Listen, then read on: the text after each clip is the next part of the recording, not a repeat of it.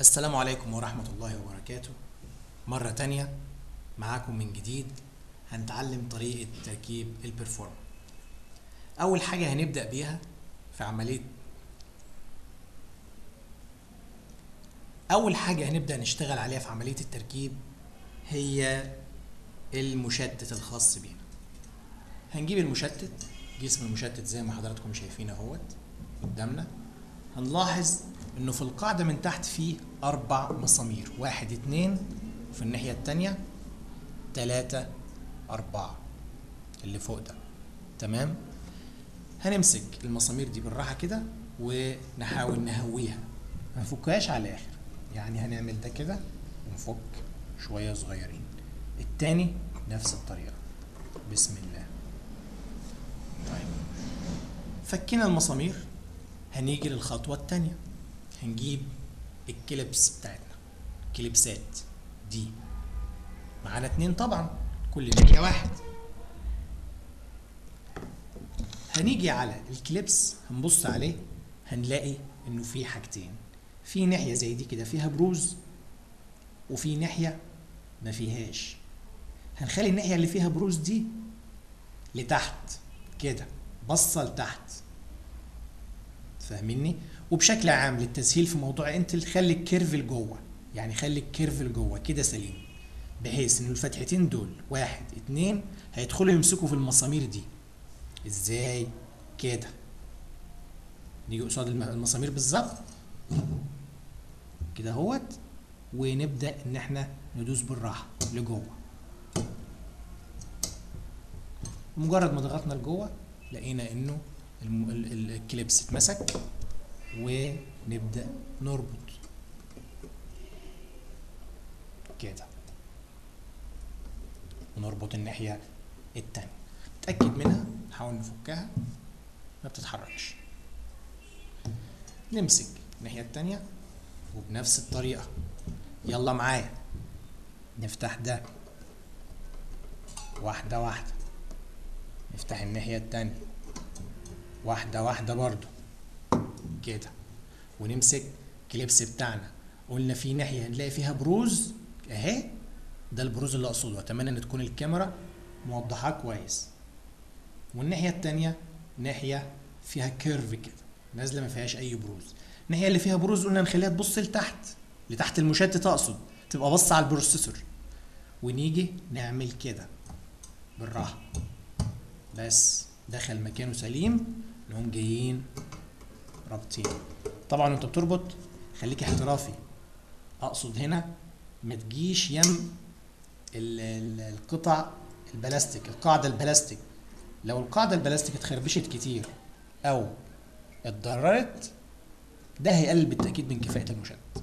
كده ركبنا القطعتين بتوعنا تمام. طيب سؤال، ازاي اتاكد انه انا ركبت صح؟ امتى اتاكد انه انا مركب الكليبسات والقواعد بتاعتي صح؟ لو حضرتك بصيت هنا هتلاقي انه فيه فتحه، الفتحه دي معموله عن قصد، وفي هنا فتحه، وفي فتحه تحت اهي، وفي فتحه هنا. الفتحات دي هدفها ايه؟ في بروز طالع من القاعده نفسها عشان الفتحه دي تدخل فيه. هتبص على الفتحه دي هتلاقي انه فعلا في بروز طالع من المشتت. طبعا الكاميرا صعب انها تجيب حاجه زي كده، ولكن بعينيك تقدر تتاكد. كده المشتت انتهى دوره. نحط المشتت على جنب وندخل على الناحيه الثانيه. ركزوا معايا، يا ريت محدش ينام. دي القاعده الحديد السوداء اللي بتركب اسفل المذر بورد. اتفقنا انه فيها مجموعه من الفتحات. يعني على سبيل المثال الفتحه دي ودي ودي ودي هي الفتحات الخاصه بمعالجات AMD الاربعه اللي على الاطراف. المعالجات الخاصه بانتل لها الفتحات دي ودي ودي. هنلاقي 3 فتحات جنب بعض، ادي دايره 2 3. ولو قربت اكتر من النظر للقاعده هتفهم كويس انا اقصد ايه. خلينا اقرب الكاميرا اكتر واكتر. شايفين حضراتكم؟ فتحة 2 3 دي الفتحة الأولى، الفتحة التانية الفتحة التالتة. وللتوضيح أكتر، آدي الفتحة الأولى هي هركب فيها صامولة صغيرة كده.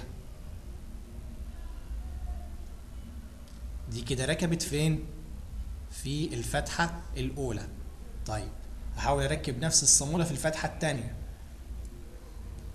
كده اهيت كده في الفتحة التانية، ما هياش في الأولى ولا هي في الأخيرة. هحاول أركب نفس الصامولة في الفتحة الأخيرة لجوه اهيت. دي التانية دي التالتة.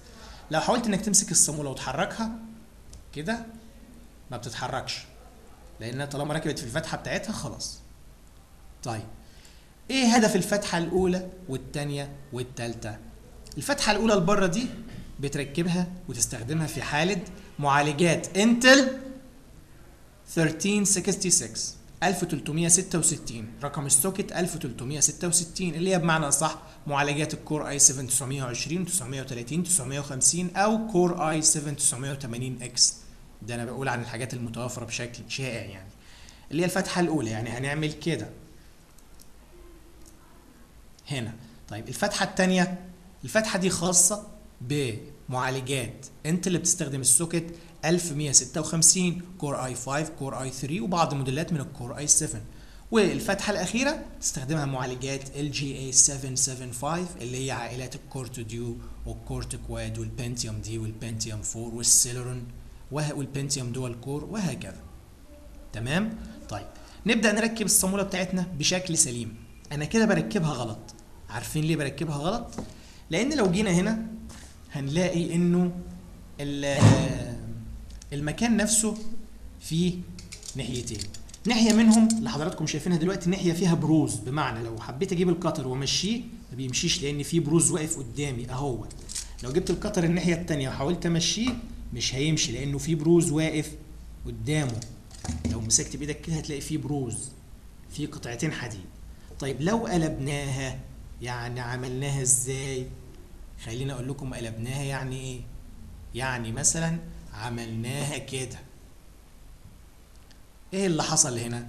بصوا حضراتكم هتلاقي انه البروز بقى في القطعه الخاصه باي ام دي، انما هنا بقى الجانب املس. بقى الجانب ايه؟ املس. طيب نبدا نركب. شوفوا انا هعمل ايه. هجيب الصاموله دي اهي بتاعتنا وهركبها تحت. انا هركب في الجي اي يبقى في فتحه رقم كام؟ برافو، الفتحه الثالثه. هجيبها هنا كده لتحت واطلعها لفوق، بحيث انه الجزء البارز من الصاموله اللي هو ده، اتمنى ان تكون الصوره واضحه. انا مش هتكلم، اتمنى ان تكون الصوره واضحه. شايفين حضراتكم الصاموله الجزء البارز بتاعها لفوق، بينما الجزء البارز من الجدار بتاع الباك بليت باصص لتحت مكان صبع اهوت. هتلاحظوه هنا كويس قوي. والصاموله الجزء البارز بتاعها لفوق وراسها ما بين الحتتين البارزين دول. طيب خلصنا دي، نعمل ايه الخطوه الثانيه؟ هنجيب القطعه السوداء البلاستيك اللي جايه مع المشتت اللي هي دي حضراتكم. هنلاقي لها ناحيتين، ناحيه من هنا مقفوله خالص، والناحيه الثانيه تحس ان فيها مفتوح مكان لمسمار بس، بمعنى اهي. اتمنى تكون شفتها واضحه ان شاء الله. الحته اللي فيها فتحه المسمار دي هتبقى عند الجزء البارز من الصاموله كده، بينما الحته المقفوله خالص هتبقى عند قاعده الصاموله. يعني هندخلها ازاي؟ شوف كده، بص معايا الجزء البارز لفوق. شوف شوف شوف كده بالراحه، وهتدوس لحد شايف راس الحته اللي هي فيها راس المسمار اللي فيها الفتحه اهي. شوف هتدوس بالراحه كده اهو، دخلت جوه، انتهى كده. صعب ان الصاموله تنزل لتحت. ومن الناحيه الثانيه لو لفيت القاعده هتلاقي ايه؟ قاعده الصاموله اختفت تماما من الجزء الاسود ده. طريقه مش صعبه ان شاء الله. هنحاول على الثانيه. هنجيب صاموله هتبقى بقى على نفس تركيب اختها، مش هنركب في العكس. يعني دي راسها لفوق، دي راسها لتحت، والجزء الرفيع منها لفوق. هنجيب دي راسها لتحت والجزء الرفيع منها لفوق ونركبها في فتحه كام؟ ثالثه. هو واحد يركب ناحيه في الفتحه الثالثه والناحيه الثانيه في الفتحه الاولى، ده يبقى معالج هجين يعني ولا حاجه. وهنركب دي لفوق كده، شايفين حضراتكم الجزء البارز منها بتاع المسمار لحد جوه. ويا ريت تحاسب، لان شوف شوف انا ماسك بصبعي اهوت، دي ممكن تجرح ضفرك وتجرح صبعك، فاحذر وانت بتركب. الله يسلمكم جميعا. دي كده مظبوطه. طيب التالتة، الصامولة لتحت، راسها لتحت، الجزء الطويل منها لفوق، ندخلها كده ونيجي هنا هنركب دي تحت كده. بسم الله. باقي الأخيرة بنفس الطريقة هكذا. اقدر اقول لك كده ان الباك بليت بتاعتك انتهت. تركبها كده على الارض وتبص تلاقي عندك 4 صواميل ظاهرين، 1 2 3 4. عارفين الصامولة دي هنعمل بيها ايه؟ هنركب فيها المسمار بالشكل ده كده. ده اقصد يعني بعد ما نخلص، يعني ده الهدف منها.